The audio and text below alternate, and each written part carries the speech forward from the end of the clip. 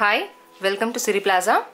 ఇవాళ మనం బెల్లం మామిడికాయ తురుము పచ్చడి ఎలా తయారు చేసుకోవాలో నేర్చుకుందాం.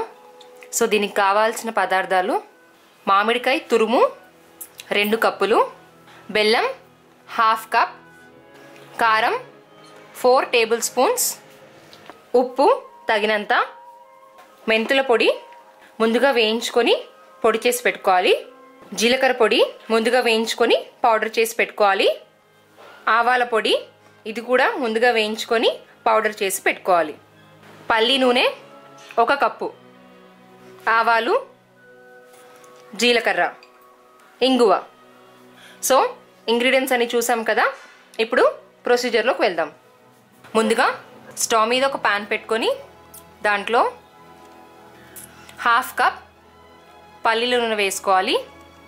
ఆయిల్ వేడైన తర్వాత 1 టీ స్పూన్ ఆఫ్ జీలకర్ర, 1 టీ స్పూన్ ఆఫ్ ఆవాలు, అలాగే ముందుగా తురిమి పెట్టుకున్న మామిడికాయని వేసుకోవాలి. సో ఈ తురుము కొంచెం ఉడికేంత వరకు కుక్ చేసుకోవాలి. సో మామిడికాయ తురుము కొంచెం మగ్గింది కదండి. ఇప్పుడు దీంట్లోకి 1/2 కప్ ఆఫ్ బెల్లం వేసుకోవాలి. సో ఇప్పుడు బెల్లం కరిగేంత వరకు కుక్ చేసుకోవాలి. సో బెల్లం బాగా కరిగిపోయి బాగా ఉడికింది కదా. సో ఇప్పుడు దాంట్లోకి 4 టేబుల్ స్పూన్స్ ఆఫ్ కారం వేసుకోవాలి, అలాగే తగినంత ఉప్పు, 1/2 టీ స్పూన్ పసుపు, అలాగే 1 టేబుల్ స్పూన్ ఆఫ్ ఆవాల పొడి, 1 టేబుల్ స్పూన్ ఆఫ్ జీలకర్ర పొడి, 1/2 టీ స్పూన్ ఆఫ్ మెంతుల పొడి. ఎప్పుడైనా మెంతుల పొడి తక్కువ వేసుకోవాలండి, లేదంటే చేదవుతుంది.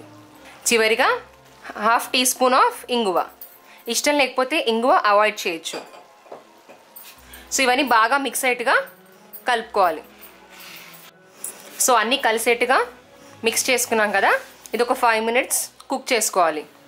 సో 5 మినిట్స్ కుక్ చేసుకున్నాం కదా. ఇప్పుడు స్టవ్ ఆఫ్ చేసుకొని ఒక బౌల్లోకి తీసుకోవాలి. బెల్లం మామిడికాయ తురుము పచ్చడి రెడీ అయిందండి. సో పిల్లలు చాలా ఇష్టంగా తింటారు ఈ పచ్చడి, కొంచెం తీయగా ఉంటుంది కాబట్టి. సో ఈ పచ్చడిని మనము దోశతో కానీ ఇడ్లీతో కానీ సర్వ్ చేసుకుంటే చాలా టేస్టీగా ఉంటుంది. డెఫినెట్గా ట్రై చేసి చూడండి, చాలా టేస్టీగా ఉంటుంది. Thank you.